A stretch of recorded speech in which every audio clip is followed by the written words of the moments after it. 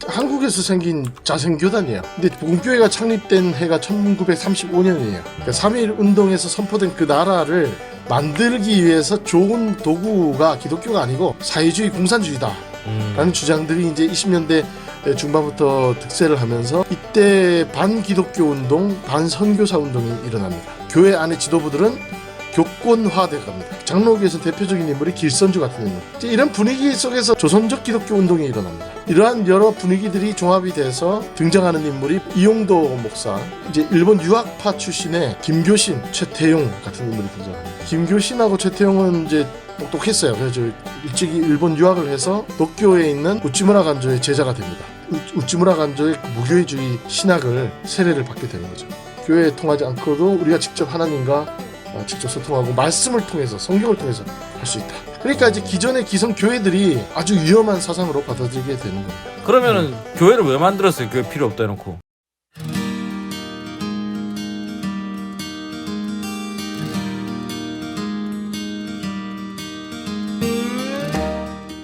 자, 한국 기독교사 덮어보기 메인 세미나 많이 기다리셨습니다. 복음교회 편 시작하도록 하겠습니다. 자, 그러면 우리 복음교회가 뭐죠?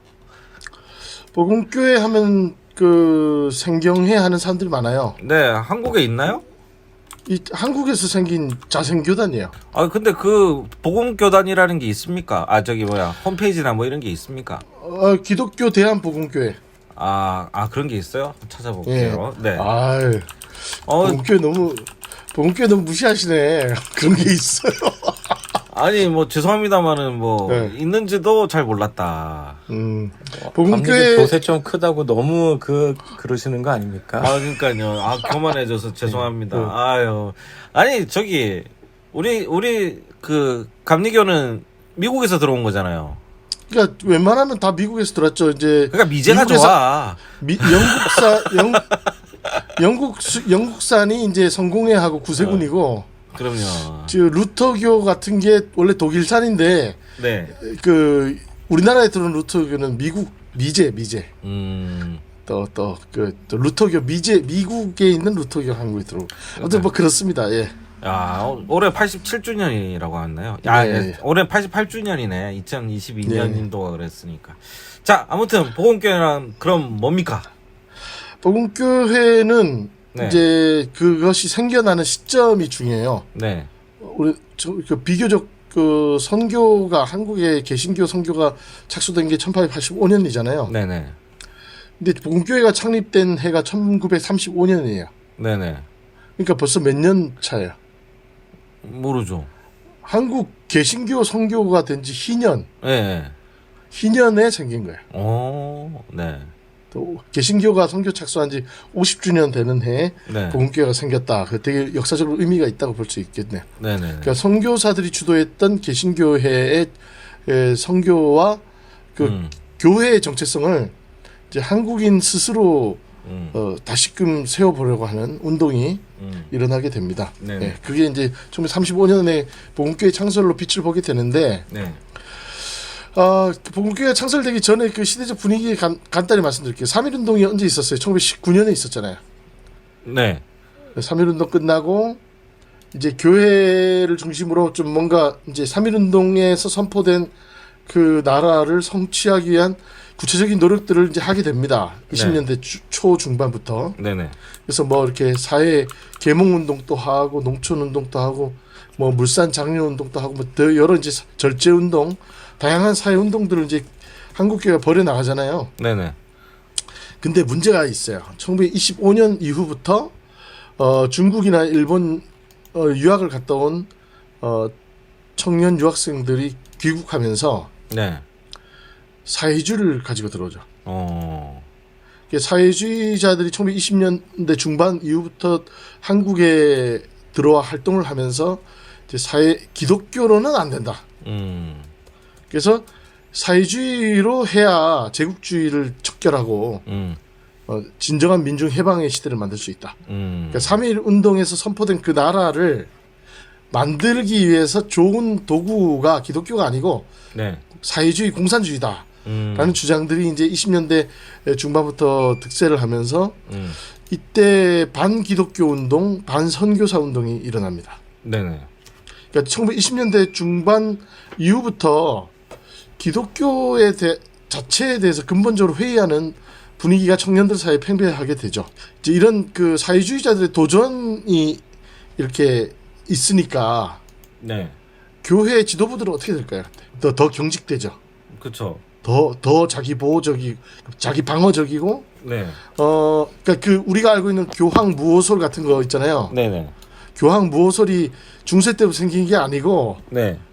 그 19세기 말인가 뭐 그때 생겨요. 그러니까 그 현대주의, 모더니즘과 과학주의, 뭐 진화론 이런 것들이 이제 대두되면서 교회의 기존의 가르침들을 위협하는 시대풍 사조가 형성되니까 거기에 대한 안티테제로 그 교권을 더 강화하는 과정에서 교황 무호설 이런 것도 나오는 거거든. 네. 한마디로 말해서 한국의 개신교가 잘 하다가 이제 사회주의에 도전을 받으니까, 그리고 이제 기독교 무용론 뭐 이런 게 나오니까 이제 교회 안의 지도부들은 교권화돼 갑니다. 네. 그 전에는 막 민족을 위해서 헌신하고 이랬잖아요. 교회 지도자들이 3.1운동 민족 대표 막 참여하고, 이제 그거 아니에요. 이제 아니, 교회 지도자들이 그 전에도 막 헌신한 거는 아니라고 하지 않으셨나요? 그래도 이제 그 좀 이상한데 논조를 민족의- 지키셔야지. 교권주의라는, 네. 그러니까 교권은 항상 있었죠. 음. 교권은 항상 있었지만은 꼰대들은 항상 있었지만 네. 그것이 아니라 교권주의로 이제 아주 그 교회 제도가 강화되고 이제 그 한국인 그 교회 내 리더십이 이제 제도화되는 과정을 20년대 중반 이후로 겪습니다. 네네. 그 장로교에서는 대표적인 인물이 길선주 같은 인물. 길선주. 네. 길선주가 민족 대표 33인 중에 한 명이었죠. 그러니까요. 나중에 이분이 20년대 후반에 가면은 네. 부흥사로서 교권을 장악해가지고 네. 이제 교회를 아주 이렇게 보수적인, 네. 그 보수적인 교회로 가면서 교권주의가 득세를 하니까 교회 안에 뭐가 지배를 하냐면은 내세 중심주의, 그 다음에 그런 어떤 교조주의. 그래서 그 교회 법으로 교인들을 통제하고 목사들을 가스라이팅하는 구조들이 생기는 거죠. 이제 이런 분위기 속에서 또 하나 또 등장하는 게 20년대 후반부터 등장하는 게 이제 3.1운동 이후에 민족 자결주의 뭐 이런 영향 때문이었던 것도 있을 거고, 이제 반선교사의 영향으로 인해서 조선적 기독교 운동이 일어납니다. 선교사들이 가져온 그 제도와 신학이 아니라 한국인들이 고백하고 한국인들이 이렇게 주체적으로 치리하고 선교하는 교회, 그런 조선적 교회로 가야 된다. 미국적 교회나 영국적 교회가 아닌 네. 조선적 교회로 가자라는 그 운동이 이제 20년대 말부터 일어나는데, 이러한 여러 분위기들이 종합이 돼서 이제 등장하는 인물이 바로 이용도 목사. 이용도 목사님. 네. 이용도 목사는 이제 신비주의 쪽으로 가고, 네. 이제 일본 유학파 출신의 이제 김교신, 최태용 같은 인물이 등장하는 거죠. 네. 김교신, 최태용은 우찌무라 간조한테 배웠는데, 그러니까 이용도도 원래 일본 유학을 하고 싶어 했거든요. 네. 근데 이용도는 일본 유학을 폐병도 앓고 뭐 돈도 없고 그래가지고 접어요. 그래서 금강산에 가서 기도를 하면서 이게 신비주의 운동으로 이제 가게 되는 건데, 김교신하고 최태용은 이제 좀 똑똑했어요. 그래서 일찍이 일본 유학을 해서 도쿄에 있는 우찌무라 간조의 제자가 됩니다. 네. 그래서 우찌무라 간조의 그 무교회주의 신학을 세례를 받게 되는 거죠. 그래서 돌아와 가지고 이제 무교회주의가 뭐예요? 교회라는 제도 자체에 대해서 의심하고 부정하는 거예요. 교회라는 제도는 그 예수의 복음하고 하등 상관없다는 거지. 역사적으로 서구 로마와 그 서구 유럽 세계와 미국을 거치면서 역사 속에서 이렇게 예수의 재림이 유보되니까 네. 그 임시적으로 만든 기구라는 거죠. 그 이거는 한시적인 거고 유한한 한계가 있는 제도고 조직이라는 거야. 진짜 우리한테 필요한 건 성경이고 예수님의 말씀의 진리만 있으면은 우리는 구원에 아무 문제가 없다. 교회에 통하지 않아도 된다. 이게 무교회주의잖아요. 이제 이 무교회주의 세례를 받은 사람이 김규신, 최태용 같은 인물인데 이분들이 이제 귀국하는 거예요. 20년대 후반에 와가지고 기존의 교회와 진검승부를 하게 되는 거죠. 아, 싸워요? 아까 싸우죠. 그러니까 기선주 같은 교권주의자들은 교회라는 제도 위에 올라앉아서 네. 이 제도를 통해서 네네. 그 교리를 가르치고 그 교리적 권위를 통해서 네. 이제 구원의 길을 열어주는 어떤 그래서 우리 교회를 통해서 그리고 목사들을 통해서 구원에 이를 수 있다. 이게 그 당시에 이제 교권주의자들의 논리였다면 이제 일본에 유학 가서 우찌무라 간조의 세례를 받은 김교신이나 최태용 같은 사람들은 아니다. 교회에 통하지 않고도 우리가 직접 하나님과 직접 소통하고 말씀을 통해서 성경을 통해서 할 수 있다. 그리고 처음에 저 성교 주장했던 게 그거라는 거야?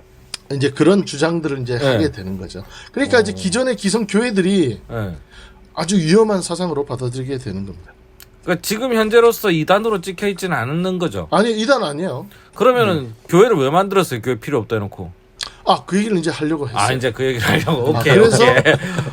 김교신이나 최태용 같은 사람이 일본 유학 갔다 와서 그런 운동을 하니까 또 거기에 또 젊은 사람들이 막 열광적으로 가요. 네. 우리도 한때 막 이렇게 셀럽들 있잖아요. 셀럽이라 그러죠. 네네. 셀럽들. 그 목회자 셀럽들 있잖아요. 그 예. 옛날에 한때 전병욱 같은 사람도 있고. 모계인들. 예. 목사 연예인. 또 뭐 그 예를 들면 뭐 그런 사람들 있잖아요. 젊은 사람들이 저기 뭐가 있다고 몰려간 그 셀럽들 중에 한 명이 바로 오늘 소개하는 최태용 목사입니다. 아, 최태용 목사님. 보니까 초대 감독님이라고 돼 있더라고요. 예, 초대 되게 재밌는 게 그 감독제는 감리교를 따른 건가? 1935년에 복음교회 창설할 때 네. 평신도였어요, 최태용은. 아, 그래요? 근데 이제 그 최태용의 추종자 중에 목사들이 있었어요. 그래서 윤치병 목사라는 사람이 복음교회 창립식을 갖고 그 자리에서 최태용에게 목사 안수를 줍니다. 그리고 안수 받자마자 감독이 돼. 뭐 그런 역사가 있어요. 아, 그러면은 이건 몇 살 때 감독된 거예요? 몇 살 때 안수 받은 거예요? 저 1897년생이니까 예. 1935년에 안수 받거든요. 1935년. 그냥 그 38살에서 9살쯤 감독이 돼. 감독이. 근데 거기 감독제는 누구 건데? 그 감리교 거 아니에요? 감독제. 감독이란 직함을 썼는데 네. 처음에는 복음교회가 감독제를 하다가 나중에 네. 77년에 와서 총회 제도로 바뀌어요. 그 전까지 감독. 제 1대 감독이 최태용, 제 2대 감독이 백남용, 3대 감독이 지동식이에요. 연세대학교 신과대학 학장을 지냈던. 그리고 이제 77년도에 총회장 제도로 바꿉니다. 근데 이해 가는 게 그 당시 사진들 보면 한 38 정도 되면 지금이 한 60대 얼굴이니까 가능하지 않을까. 그렇지 않습니까? 네. 예. 그 90년대, 1990년대나 80년대 예. 그 전국 노래자랑 보시면 아, 그러니까. 거기에 20대 분들이 장난 아니에요. 굉장하네요. 그러니까요. 지금 환갑잔치 하실 분들의 모습. 그러니까 참. 예. 아무튼 그 최태용이라는 인물을 먼저 이해하면 복음교회의 역사에 대해서 이해가 좀 더 쉬울 거니까 최태용에 대해서 간단히 말씀을 드릴게요. 최태용은 이제 1897년에 함경남도 영흥에서 태어났습니다. 네. 그리고 이제 아버지가 일찍 돌아가셔서 가지고 네. 호르머니 밑에서 자랐는데 똑똑했대요. 네. 1913년에 관립 수원 농림학교에 입학을 합니다. 그래서 지금의 서울대학교 농과대학. 그러니까 지금도 수원에 있죠, 서울대 농대가. 몰라요, 저는. 지금도 수원에 무슨 실습장 같은 게 있을 거예요. 네. 아무튼간에 옛날 관립 수원 농림학교에 진학해서 이때 수원의 종로교회를 다닌 것 같아요. 여기 다른 자료에는 수원 감리교회라고 나오는데 그 수원 네. 종로교회. 그러니까 감독이라는 말이 익숙한 거야.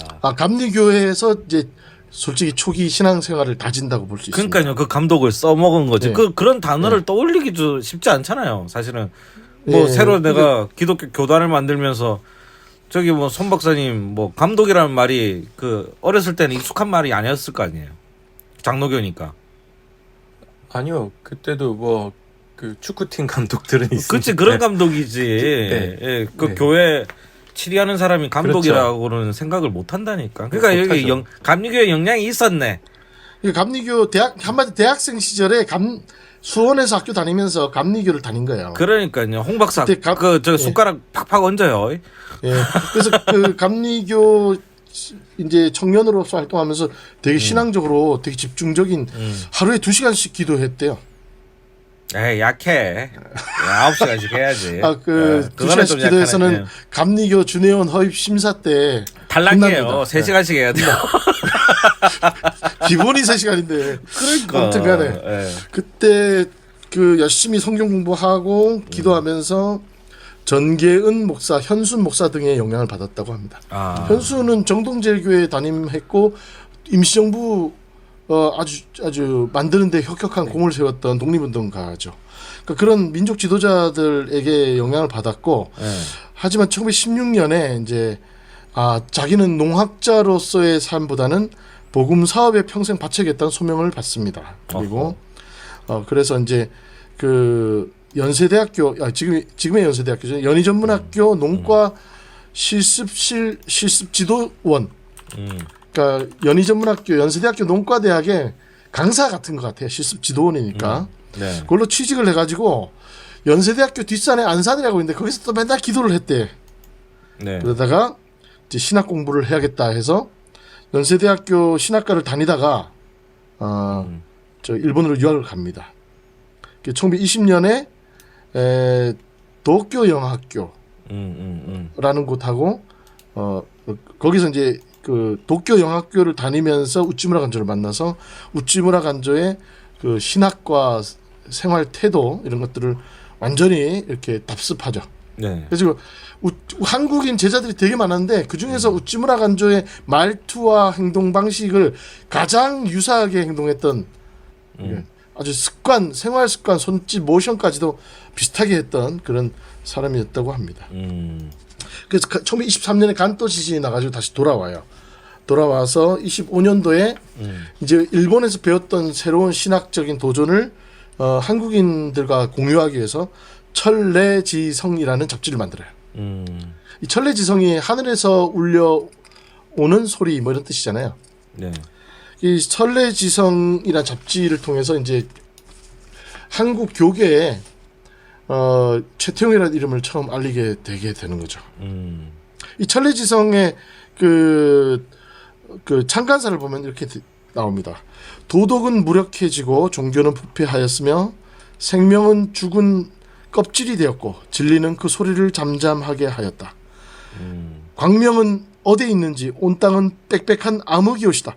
이 무서운 세대를 당하였습니다. 생명을 구원하는 당신의 말씀의 능력 있는 운동이 온 땅을 덮어 행하시옵소서. 예. 이분이 이렇게 글을 읽어보면은 지금은 크게 문제가 되는 내용들이 하나도 없어요.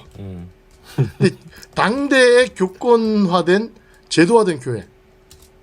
그 3.1운동 직후에 20년대 중후반을 거치면서 무력감과 패배감에 일본의 더 교묘해지고 강화된 수탈에 찌들어서 피곤해 있고 무력해 있던 교인들 그리고 그런 교인들을 위해서 권위주의만 내세우는 교권화된 목회자들 이런 것들을 보면서 이제 이 약간 새로운 활력을 넣어야 되겠다 뭐 그런 고민을 했던 것 같습니다. 그래서 1925년은 사회주의자들이 대거 귀국해서 반기독교 운동을 시작하던 그 시점이거든요. 네. 1925년 12월에 YMCA 회관에 모여가지고 네. 자기와 뜻을 같이 하는 청년들과 모여서 신앙혁명 선언이라는 걸 합니다. 오호.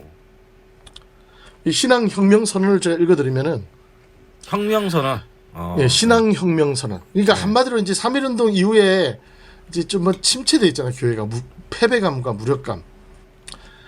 여기에다가 좀 뭔가 경종을 울리고 새로운 활력을 도전을 하는 거죠.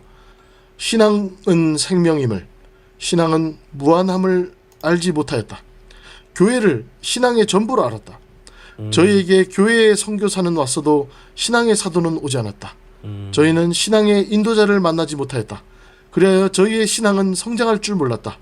아, 조선교회여, 저희에게 자람이 없고 저희로 가졌던 초보의 열심까지 빼앗겼다. 이제 그 신앙은 죽은 껍질이 되었다. 이제는 조선의 그 구원의 중심인 교회는 이와 같이 무용무능한 것이 되었으니 아, 조선 사람의 영혼은 어디에 가서 구원을 얻을 것인가. 아, 하나님이여, 이 백성을 긍휼히 여기소서.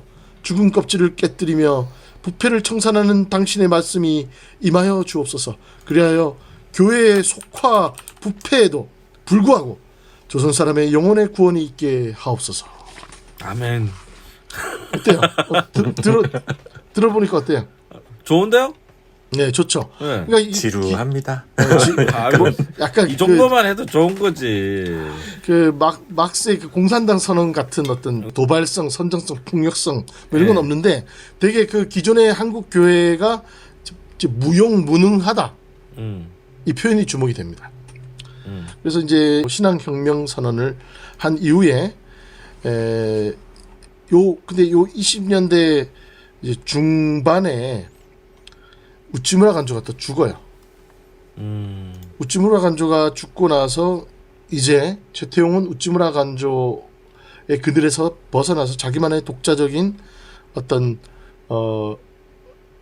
그 신학적인 혹은 운동 노선을 걷게 되는 것 같습니다. 그래서 이제 한국 교회에 적합한 신앙 유형과 형태를 소하고 순한 민족 교회라고 합니다. 네. 작고 순수한 민족 교회. 뭐 이렇게 정한 것 같아요. 네네. 그래서 이때부터 전국 각지를 20년대 중반 신앙혁명 선언 이후부터 전국으로 다니면서 순회하면서 올바른 바른 교회, 그다음에 생명력 있는 신앙, 그다음 민족 구원의 길, 여기에 대해서 막 열정적으로 이제 세미나와 강연회를 하고 돌아다닙니다. 그래서 1920년대 말부터 20년대 말부터 이용도 목사가 또 전국적 스타가 되잖아요. 네. 막 전국으로 다니면서 신비주의, 하나님과의 합의를 추구하는 영적 신비주의 운동을 벌이면서 이용도가 감리교 쪽에서 주목을 받았다면은 이 무교회주의 진영에서 최태용이 이제 셀럽이 됐어요. 그래가지고 근데 이용도의 신비주의도 그렇고 최태용의 이 무교회주의도 그렇고, 이용도의 신비주의도 신비주의지만 신비주의가 아닌, 신비주의는 교회론이 희박해야 되거든요.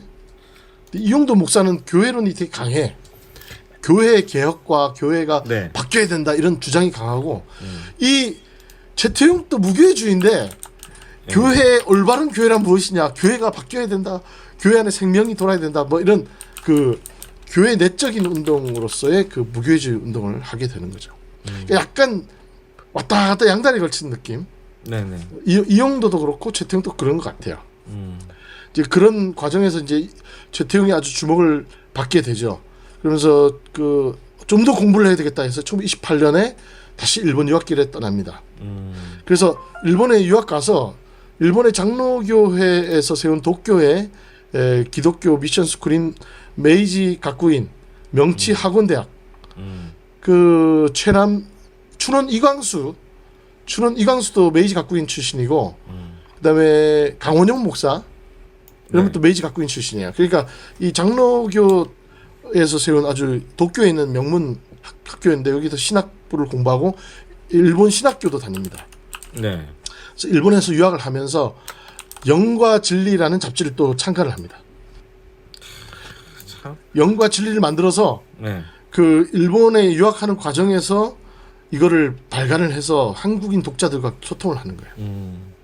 그래서 이 영과 진리를 보면은, 저 읽어봤거든요. 천례지성하고 영과 진리. 제가 예전에 그 대학원 때 이 최태용 전집이 나와가지고 읽어봤는데, 와, 어려워요.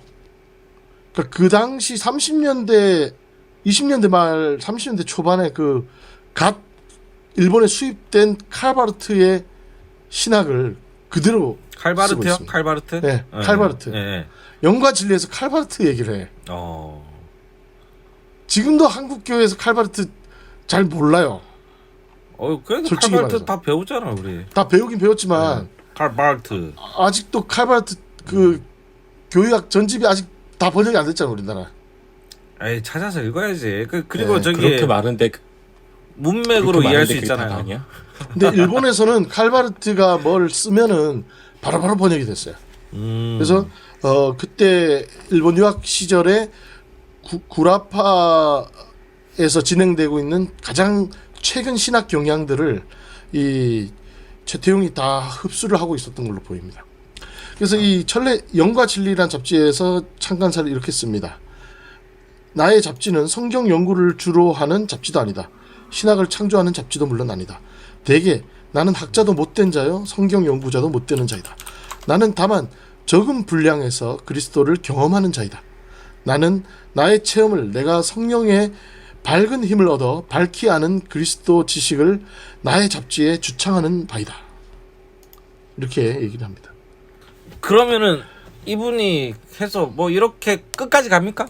이런 사상이? 그래서 이제 이 우찌무라 간제의 영향을 1차적으로 받았고, 네. 1차 일본 유학 때, 2차 일본 유학 때는 이제 우찌무라 간조가 죽었기 때문에 주체적으로 이제 스스로가 자신의 신학을 수립하려고 했던 주체적 신학 형성기였던 것 같아요.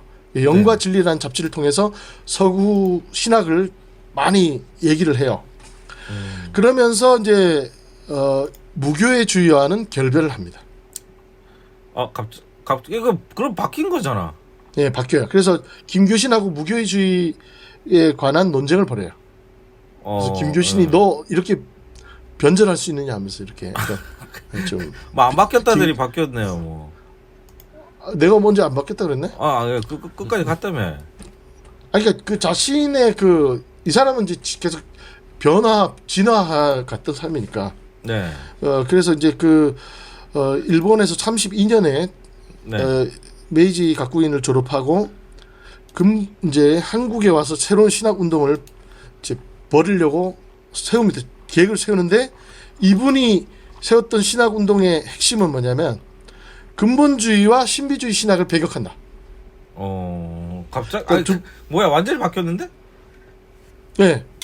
그러니까 약간 이분은 뭐라고 해야 되나요? 김교신은 스스로 좀 마이너리티 기질이 있었던 것 같아요. 그러니까 양정고보 교사하면서 그냥 잡지 만들면서 이렇게 동인지 회원들하고 같이 이렇게 소그룹으로 네. 엘리트주의로 간 거고 네. 최태용은 좀 야심이 있었던 것 같아요. 한국 교회를 내가 다 갈아엎어 버리고 싶어. 뭐 이런. 그래서 김교신이 최태용 비판을 좀 했죠. 네.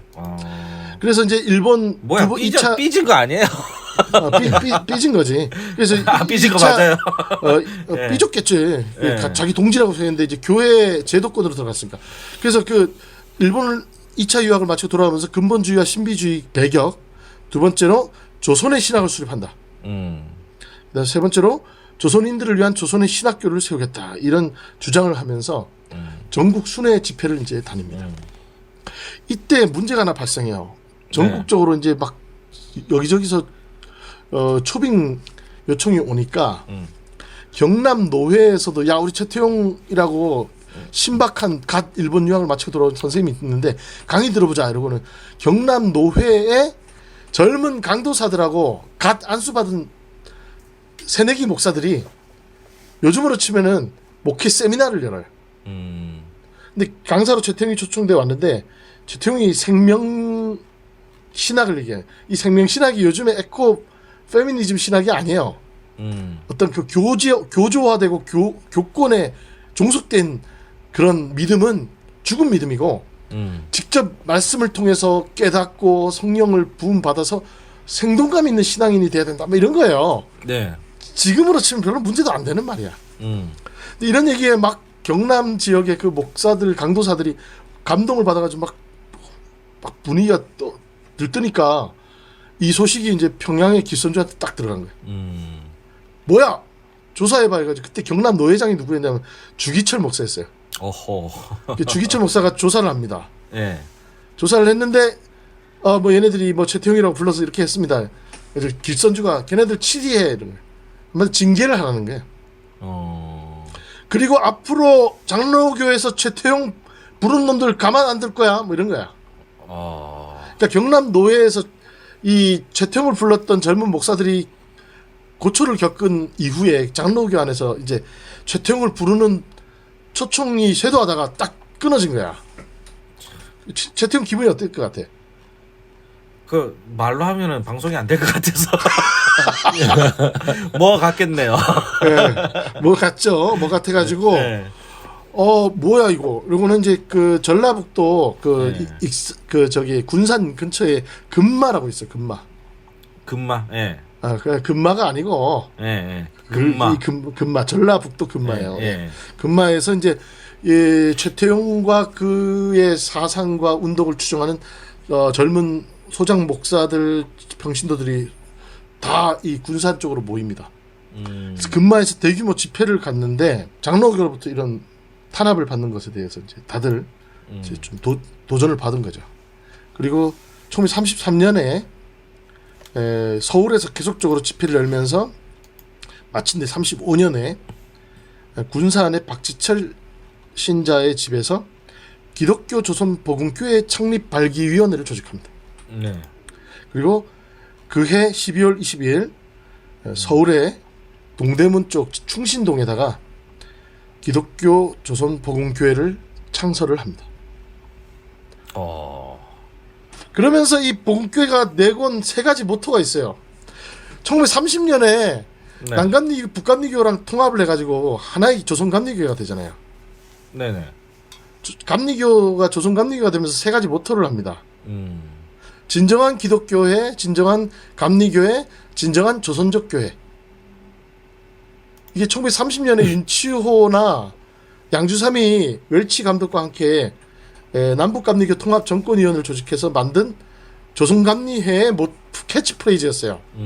진정한 기독교, 진정한 감리교, 진정한 조선적 교회. 이제 이 흐름이 35년에 복음교회로 이어지는데 복음교회가 창설되면서 복음교회가 주창했던 것은 이거예요. 세 가지 모토입니다. 신앙은 복음적이고 생명적이어라.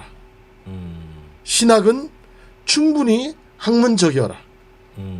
교회는 한국인 스스로의 것이어라. 너무 좋은데? 네. 교회는 조선인 자신의 것이어라.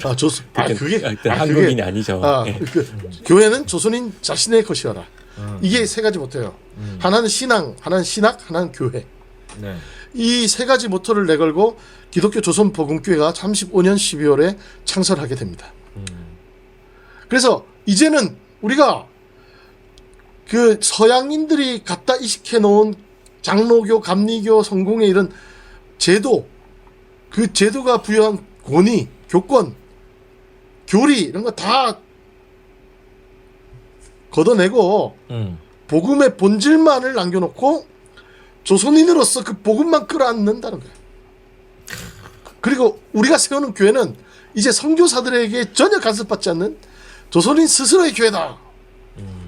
그래서 기독교 조선 복음교회라는 이름으로 충신동에서 처음 교회가 시작이 됩니다. 네. 근데 이때 이 발기 멤버들이 가슴이 부풀어 올라서 설레이면서 어떤 기대를 했느냐 하면은 이렇게 기독교 조선 복음교회가 딱 선포가 되면 그동안에 서양인 선교사들에 의해서 교회 치리권이나 재정권, 교회 운영에 관한 모든 권한을 선교사들에게 종속돼 있던, 굴종해 있던 이 한국인들이 드디어 우리 조선인 교회가 생겼구나 하면서 구름대처럼 몰려올 걸로 기대를 했어요. 결과는 어떻게 됐을까요? 거의 그 1907년에 능력이 나타났나요? 예, 별로 몰려오지 않았습니다. 아 진짜. 예. 아니 구름대처럼 몰려왔다며. 아니 그렇게 기대를 했다고. 아 기대를 했다고. 그렇게 되길 기대를 했는데 실패. 그래서 땡. 예. 그래서 그 땡. 서울의 그 충신동에 있는 경성복음교회를 비롯해서 복음교회가 원산에 중요한 그 기지가 있었고 군산에 기지가 있었어요. 네. 그래서 이북 지역의 함경남도의 원산, 그다음에 전라북도의 군산, 요 두 남북에 거점을 두고 이제 선교 활동을 펼치게 되죠. 근데 이제 분단이 해방 이후에 분단이 되고 나서 원산에 있는 모든 복음교회 기반은 망실이 됩니다. 그래서 지금 얘기를 하면은 지금 복음교회 기반은 서울하고 군산 이렇게 두 곳이 한국 복음교회 중요한 지역적 기반이다 이렇게 말씀드릴 수 있겠습니다. 그래서 그 되게 조금 김이 샜죠. 김이 샜지만 되게 독자적인 정체성을 수립하면서 이렇게 교회의 정체성을 세워 나가요. 그래서 일대 아까 앞서 말씀드린 대로 윤치병 목사라는 분이 창립식에서 최태용에게 안수를 하고 안수를 받은 직후에 감독으로 추대가 되고 제1대 감독이 됩니다. 그리고 이듬해 제2대 감독으로 최태용만큼이나 굉장히 신학적으로 조예가 깊고 지도력이 있었던 백남용이 2대 감독으로 선출이 됩니다. 그래서 당분간 백남용의 정치적인 지도 체제로 갑니다. 최태용은 좀 뭐라고 해야 되나요? 좀 연구와 정신적인 지주로서 역할을 하고 실제적인 교회 운영과 지도는 백남용 목사가 했던 것으로 보입니다. 그렇게 해서 그 1941년 당시에 전국적으로 교회 수가 19개가 있었어요. 경기도에 하나, 그러니까 서울이죠. 전라북도에 7개, 전라남도 하나, 강원도에 3개, 한경남도에 하나, 함경북도에 6개 이렇게 있었습니다. 네. 그리고 목사는 7명, 신도수는 전국에 422명 이렇게 있었습니다. 네. 그래서 참 아쉽게 됐죠. 감리교나 장로교나 뭐 이런 성결교 같은 데서 막 사람들이 드디어 선교사로부터 해방된 민족교회가 나타났다 이러고 올 줄 알았는데 그거는 실패합니다. 그래서 작은 그치만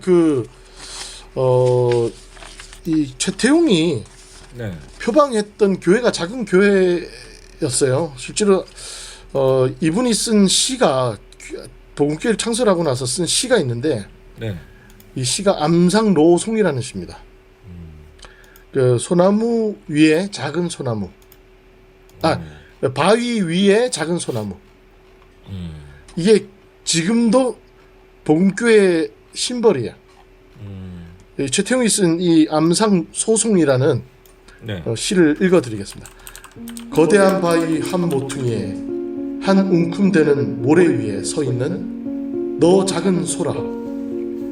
내 나이는 10세가량, 내 키는 7, 8촌, 금년도 새순을 1촌가량 내밀어 남과 다름없이 실록을 자랑하는구나. 내가 가진 생명, 내가 받은 권능, 바위 틈에 내리는 신비한 너의 뿌리 점점 깊어지고 차차 굵어져서 마침내 거함을 무너뜨리고 말 정명을 가졌도다.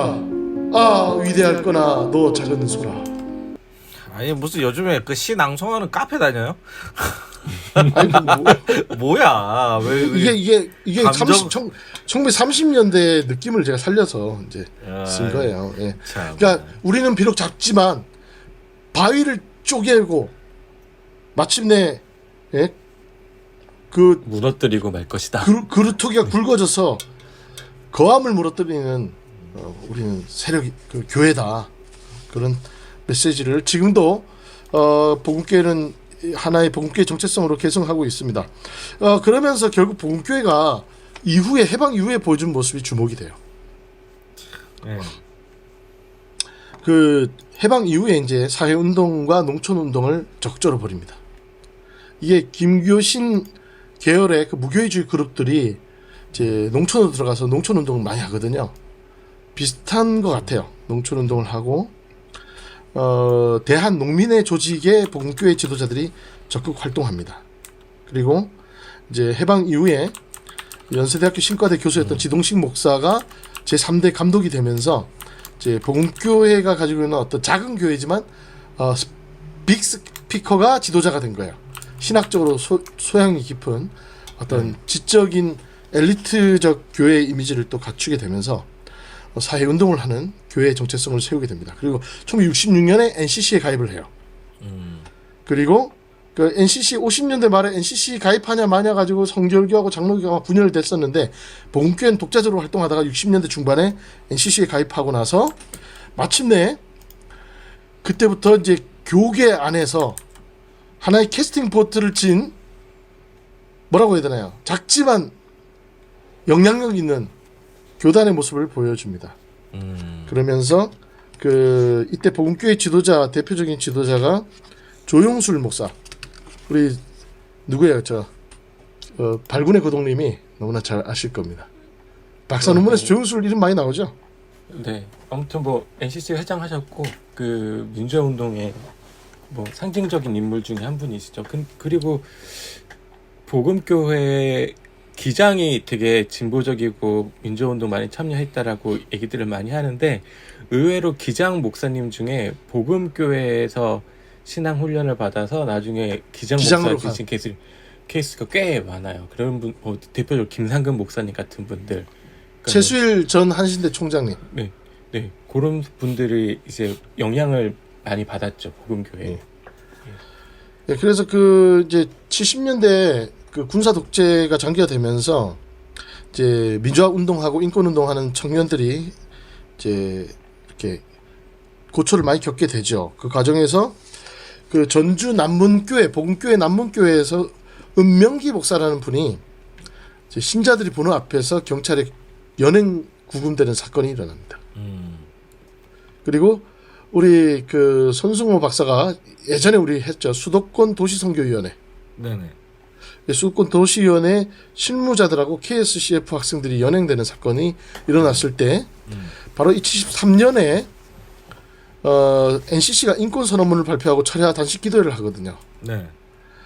이때 철야 단식 기도회 장소로서 서울 복음교회가 사용이 됩니다. 그러니까 지금 충신동에 있는 그 서울 복음교회. 그리고 여기서 이제 오충일 목사 나중에 민주당 당대표 하시는 분이죠.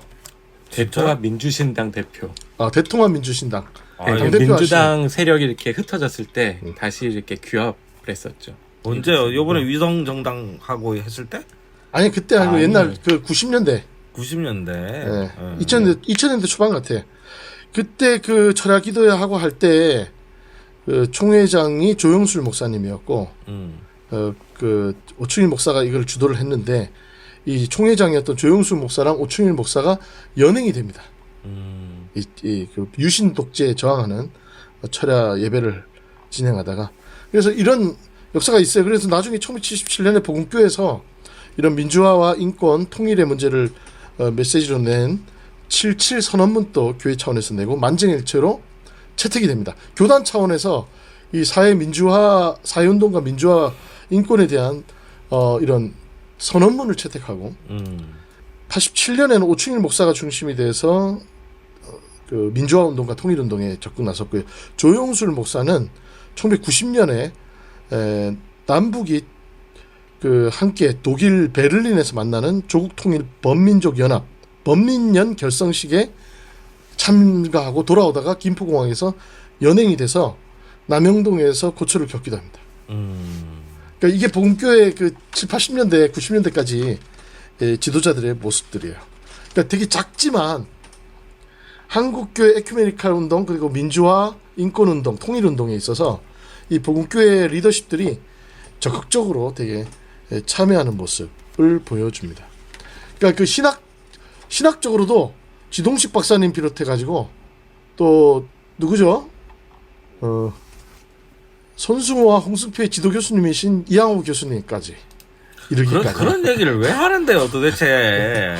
아니 우리 저 박사 논문 지도하신 이양호 교수님이 최근에 복음교회 총회장을 지내셨습니다. 그러니까 이렇게 내가 그런 분 밑에서 배웠다 이런 게 중요하다 이건가요? 아니 그러니까 손승호나 홍승표가 복음교회하고 어느 정도 이런 관련성은 있다. 장로교, 감리교지만 그러니까 그 연세대학교 교수님들 중에 복음교회 출신들이 많았어요. 상당히 불쾌하네요. 왜냐하면은 독자적인 신학 대학을 세우지 못했어요. 예. 군산에 이제 신학교가 있는데 그게 정규 대학이 인가를 받은 학교가 아니고 서울에도 있어요. 네. 서울하고 군산 두 체제 안에서 복음교회 신학 교육 시스템이 운영이 되고 있는데 네. 정식 대학이 아니에요. 그러니까 이제 일본에 유학하고 왔던 복음교회 출신의 엘리트 지식인들이 상당수가 연세대학교에 들어가서 가르치거나 활동을 합니다. 그러다 보니까 연세대학교하고 복음교회의 전통이 좀 많이 겹치는 측면이 있어요. 그러다 보니까 최근에 연세대 학장을 지내신 이양호 교수님도 복음교회 은퇴하시고 복음교회 총회장을 하시더라고요. 뭐 그런 역사가 있습니다. 그래서 아무튼 이렇게 그 신학적으로도 복음교회 신학이 그렇게 근본주의적이지 않아요. 되게 정통적인데 또 개방적이에요. 되게 유연하고 그렇죠. 학문적이에요. 근데 사회적인 문제에 있어서도 아주 합리적인 목소리를 내는 전통을 또 수립해 왔습니다. 이제 그런 과정에서 한국교회 NCCK라는 연합기구 안에서 복음교회는 작지만 계속적으로 이렇게 아젠다를 제시하고 리드하는 그 오피니언 리더로서의 역할을 감당했다. 이렇게 말씀드릴 수 있겠습니다. 오피니언 리더로서 역할을 감당한 건 맞습니까? 뭐 그렇다고 저는 봅니다. 예. 무슨 그니까 뭐 특별히 나서서 한 게 뭐 있나요? 아까 지금 다 말씀 조용술 목사님, 오충일 목사님. 아 근데 그 네. 임팩트가 이렇게 막 있는 사건이 별로 없잖아요. 막 잡혀갔잖아요. 저 막 에이, 인권운동, 민주화운동. 한국 교회에서 임팩트 있는 사건은 저 잠실 운동장에 모여가지고 그죠? 수만 명 강단에 서가지고 와 이런 거 한번 해줘야 암상 소송이래잖아. 암상 소송. 암상 소송이요. 예, 그래서 손 박사 한마디 하세요. 예. 그 잠실 주경기장에 모이면 네. 한쪽 스탠드를 다 못 채운단 말이에요. 네, 지금 무슨 얘기 하시는 거예요? 아유, 아니 근데 저는 궁금한 게 이렇게 나름 저기 뭐야 어떻게 표현할까 철학이 있는 교단이라고 표현을 해도 될까? 뭐 이런 교단인데 왜 이렇게 안 큽니까? 아, 그러니까 제가 보기에는 네. 사회 경제사적으로 보면은 장로교나 감리교나 선결교 같은 경우는 외자 유치가 돼가지고 아, 왜 자유치 돈이 많았다. 막강한 부동산을 보유하고 있었어요. 네. 그 부동산이 있고 제 물적 토대가 있고 계속적으로 유입되는 자금이 보장되니까 네. 자금이 흘러가는 곳에 사람들이 계속 있는 거지. 근데 네. 이제 복음교회는 솔직히 말해서 진짜 미천 없이 네. 뜻과 의지만 가지고 믿음으로 교회 창설했잖아요, 솔직히. 그렇죠. 그런 거 아니에요? 너무 그렇죠. 쉽게 얘기하면 이제 교계의 흑수저다. 아, 그렇죠. 그러니까 그죠? 가진 게 그 없고 가진 게 없고 맨 땅에서 또 길선주는 막 영지주의라고 공격을 하고 이단이다 뭐 이러고 선교사들도 반선교사 기치를 걸고 있으니까 그러니까. 선교사들도 복음교회에 대해서 우호적이지 않고 그러니까 나는 뭐 저는 좀 뭔가 저기 위험한 발언 하나 해도 되겠습니까? 하세요. 늘 하시잖아요. 영지주의가 왜 나쁜 건지 아직도 이해를 못 하겠습니다. 영지주의는 예수 그리스도의 인카네이션, 성육신을 부정하는 거니까. 아니죠. 영지주의는 간단하게 하나님의 그 의지와 뜻을 알고자 하는 게 영지주의예요. 그래서 제가 논문 쓴 거를 잠깐 들이대자면 바울도 영지주의자였고 웬만한 사람들은 영과 육을 분리하면 다 영지주의자래. 그러니까 우리가 지금 하고 있는 것도 사실은 영지주의인 거죠. 그러니까 세속에 뭐 이런 말 자체가. 영육을 분리적으로 보는 태도는 뭐 다 가질 수 있죠. 그러니까 근데 이제 영은 순수하고 우리가 추구해야 되는 건 영이고 육은 썩어 없어질 거고 버려야 된다. 이제 뭐 그런 어떤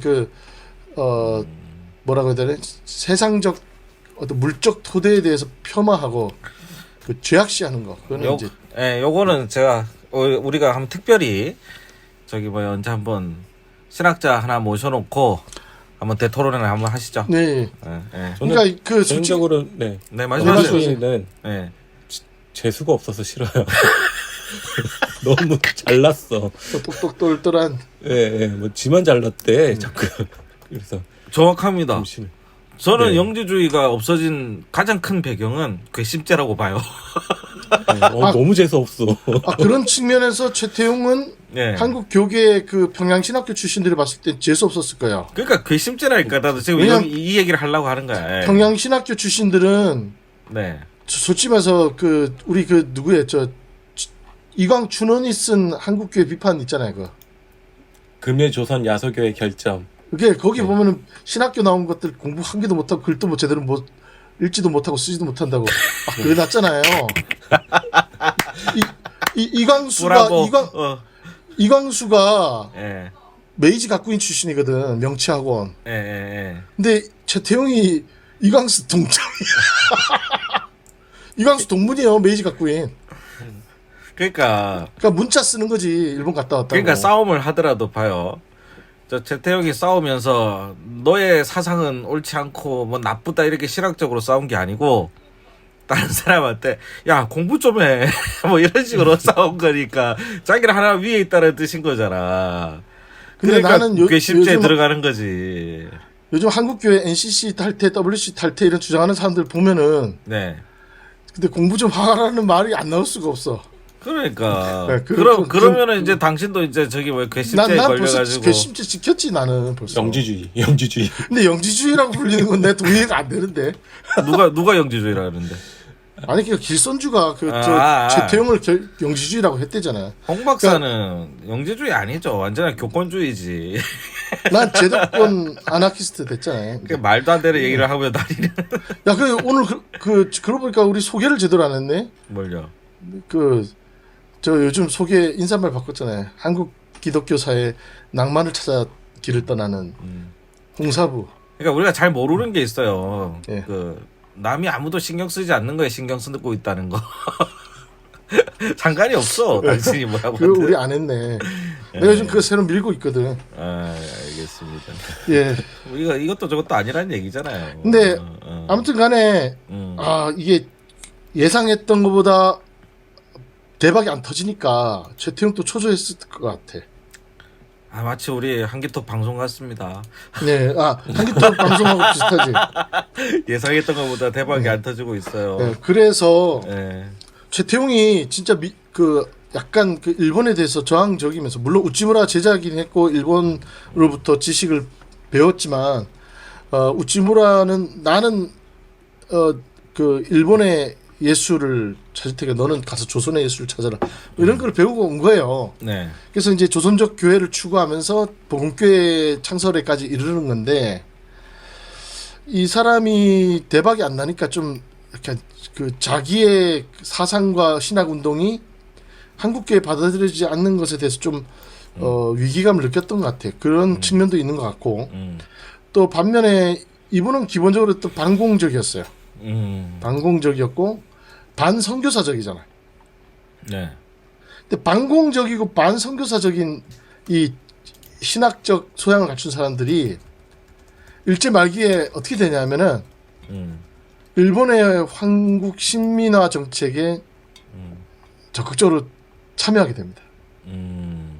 왜냐하면 일본이 황도적 기독교, 신도적 기독교를 주장하면서 한국의 엘리트 지도자들을 포섭할 때 논리가 뭐냐면 선교사들 말 잘 듣고 선교사들한테 종속된 교회는 미 제국과 유럽 제국의 교회 식민지 살이하는 거다.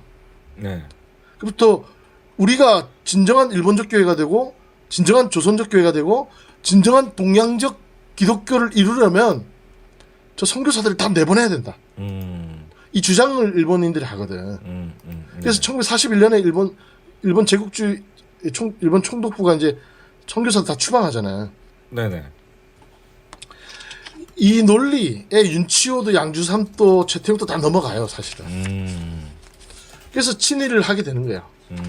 그래서 일본의 아마 조선 교회가 일본에 완전히 그 복속되는 것에 대해서는 거부감이 있었을 것 같아요. 하지만 일본이 추구하고 있는 대동아 공용이라고 하는 가치에 대해서는 공감을 했던 것 같아요. 그래서 저 박희도 박희도가 이제 회절을 하고 나서 그 중앙보육학교 교장직 스캔들 나가지고 때려치고 나서 만든 잡지가 동양지광이라고 있어요. 공장지광. 예. 동양지광. 예. 동양의 빛.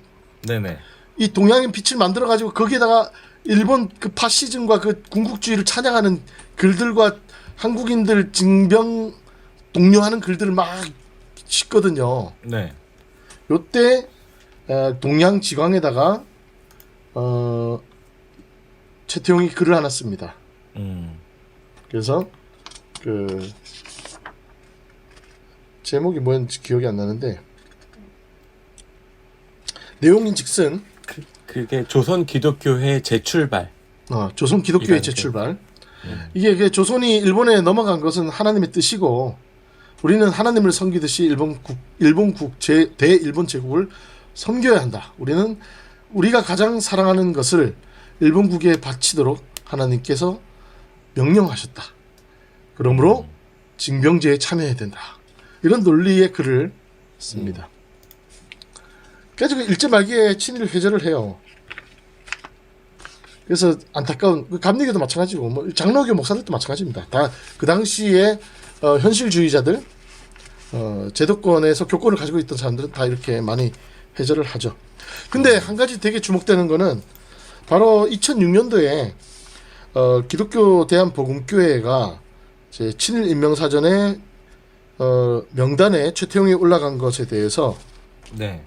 겸허히 수용하고 겸허히 네. 기독교 대한복음교회 고백문을 씁니다.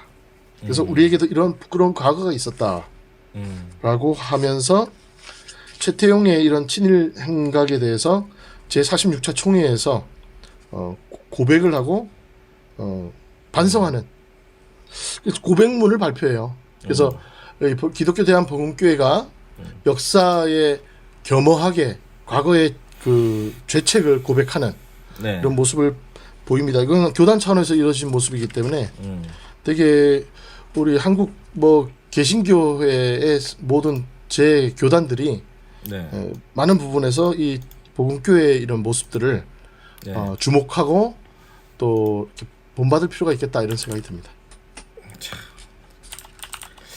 알겠습니다. 아니 뭐 네. 근데 모르겠어요. 이게 터질지 안 터질지 모르겠는데 저는 이제 마음으로 그냥 팡 와닿고 이거는 아직까지는 좀 없지 않나. 뭐가 왜 안 돼? 내가 막 그 복음교단으로 옮기고 싶은 생각이 들지 않았어요. 그러니까 침례교로 땡겼어. 그때. 예. 근데 복음교단은 아직 땡기진 않아요. 오라 그러면 갈까 이런 생각이 들지 않아요. 네. 아니 뭐 말은 좋은데 결국 무교회주의를 지향하다가 교회를 세웠고 그잖아요. 그러니까 온갖 얘기를 다 하면서도 지금의 위치는 또 정확하지도 않고. 그래서 스탠스도 바로 그 정확하지 않고. 그리고 제일 중요한 게 이제 거의 또 개인적인 사상과 철학으로 좀 흘러온 교단 같다 이런 느낌이 들어요 저는. 그 주로 이제 그 최태용과 백남용이 네. 제시한 신학적인 어떤 틀 위에서 시작된 교회라는 그러니까 그런 그 뭐라고 해야 돼? 그 사람들이 보편성을 네. 좀 더 획득하지 못한 거. 네. 그게 좀 아쉽죠. 그런 게 좀 아쉽지 그 사람들이 않나. 했던 말들이 보편적이지 않다는 건 아니에요. 되게 합리적이고 그 당대로서는 대단한 얘기인데 최근의 신학적인 경향과 어떤 그런 것들을 잘 조화시켜서 한국의 현실에 맞춰서 보다 진보하는 교회를 만들고 싶었는데 홍 박사 오라 그러면 갈 거냐고 감리교에서 나가라 하고 거기 갈 거냐고. 제가 만약 감리교에서 쫓겨난다. 그러니까 그건 이제 그럴 가능성이 높으니까. 여재판을 받아가지고 쫓겨난다. 네. 그럼 복음교회에서 말 받아준다. 아니 그러니까 아무데나 그럼, 다 갈 수 있다고 치고 그럼 거기 갈 거냐고. 복음교회도 갈 수는 있을 것 같아요. 아니요 도가 아니라 거기로 갈 거냐고. 1순위냐 이거죠 1순위. 에이 그걸 지금 어떻게 장담을 해? 예? 준비해야 돼요. 당신 위험해. 왜? 그러니까요. 그건 뭐 합동 가야죠. 합동은 안 돼. 합동은 안 되고. 아, 제가 예. 아무튼간에 교세가 작아요. 그러니까. 교수가 아니 작다 보니까- 기장하고 비교하면요. 기장보다 훨씬 작죠. 예. 그죠. 네, 훨씬 작죠. 그러니까 우리가 지금 그래서 아까 그런가? 말씀드린 대로 네. 김상근 목사님이나 최수일 목사님 같은 분이 예. 이게 여기는 물이 좁으니 더 큰 물 가서 놀아라라고 한신대 가시고 네. 기장 목사님이 되셨잖아요. 음. 물론 뭐 개인적인 결단도 있었겠지만은 뭐 지금 활동 복음교회의 가치를 다른 타교단에서도 성취할 필요가 있었던 것 같기도 하고요. 예. 그러니까 복음교회는 또 너무 그렇게 부흥과 성장을 그렇게 지향하지도 않는 것 같아요. 그러니까 지금 계속 그렇게 작은 교단의 모습으로 지금까지 이어지고 있는 것 같습니다. 궁금하긴 하네요. 교회 분위기가 어떤지. 그거는 참 궁금하긴 합니다. 뭐 저는 복음교회 예배를 들어본 적은 없는데 교인들은 되게 좋아요. 다 인간적으로 다들 이렇게 순수하고 다른 교단 교인들은 그렇지 않다. 막 공격적이거나 이러지 않아요. 되게 수용적이고 경청하고 그런 태도들을 많이 받고 영화 감독 중에 그 군함도라고 있죠. 네. 군함도 감독이 누구죠? 류승환인가요? 류승환. 예. 그 류승환이 유승범하고 형제죠. 네네. 류승환 감독이 복음교회 신자예요. 네. 뭐 그거는 들었어. 이거 보니까 뭐 이엘도 나오고 김인환. 복음교회 출신이에요. 예. 김인환인가? 예. 김인 하여튼 얘도 나오고 맞네요. 예. 그래서 그 작은 교세인데 그 안에서 약간 뭐라고 해야 되나 좀 색깔 있는 아티스트들도 좀 나오고 뭐 그럽니다. 그게 신앙과 어떤 영향이 있는지 모르겠는데 예. 아무튼간에 이 복음교회만이 가지고 있는 독특한 그 자기 기질, 정체성, 그 다음에 치열한 학문성과 어떤 신앙적 균형감 뭐 이런 게 있다 보니까 그 작지만 그 안에서 나름대로 자기의 분명한 목소리를 낼 줄 아는 리더십들이 나왔던 것이 아닌가 뭐 이렇게 보입니다. 알겠습니다. 자, 우리 보험교회 알아봤습니다. 자, 그러면 여기까지 저희 하고요. 임팩트는 없었지만 복음교회에 대해서 네. 손 박사님 코멘트 네. 아직 안 들었어요. 어쨌든 근데 복음교단은 네. 규모에 비해서 굉장히 뭐라고 할까요? NCC 이사 파견 리더십이 강해요. 그래서 예. 약간 신학은 충분히 학문적이어라라는 말에서 느껴지는 지적인 어떤 분위기가 좀 있고 실제로 목회자 그룹이나 그런 쪽에 학력 레벨도 높은 편이고요. 네. 그렇거든요. 그래서 아마 좀 대중적으로 확 퍼지기에는 조금 무리가 있지 않았나 싶기도 하고요. 루터교 같은 경우에는 인가받은 대학을 가지고 있거든요. 네. 그게 복음교회랑 교세 비교하면 진짜 거기서 거긴데 루터교는 그게 어떻게 가능하냐 하면은 국제 루터교에서 지원금을 주니까 그걸로 대학을 규정에 맞는 대학을 설립할 수 있는데 복음교회는 이제 그런 자기 스스로 계속해서 리더십들을 막 이렇게 생산해낼 수 있는 또 구조는 또 아닌 거예요. 외부의 도움을 좀 받아야 되는. 네. 여러 가지가 겹쳐 있다 보니까 이제 뭐 적극적인 교세 확장이라던가 뭐 목회자를 뭐 감리회나 아니면 장로회처럼 네. 신학교 몇 개를 돌려가지고 이제 신학교 공장에서 몇 개는 아니야. 공장에서 뽑아내듯이 목회자를 막 양성해낼 수 있는 구조가 아니란 말이에요. 그러니까 이 사람 봐라. 예, 알겠습니다. 예. 네, 그러니까 여기 이중직 문제도 안 된다니까. 그러니까요. 네, 아유. 아무튼 그러니까 아무래도 성장하기는 힘들었죠. 그게 아무튼 복음교회는 제가 역사 답사할 때 동대문 답사할 때 꼭 안내를 하는데 네. 많은 사람들이 이런 교파가 있었고 이런 교회가 있는지도 몰랐다.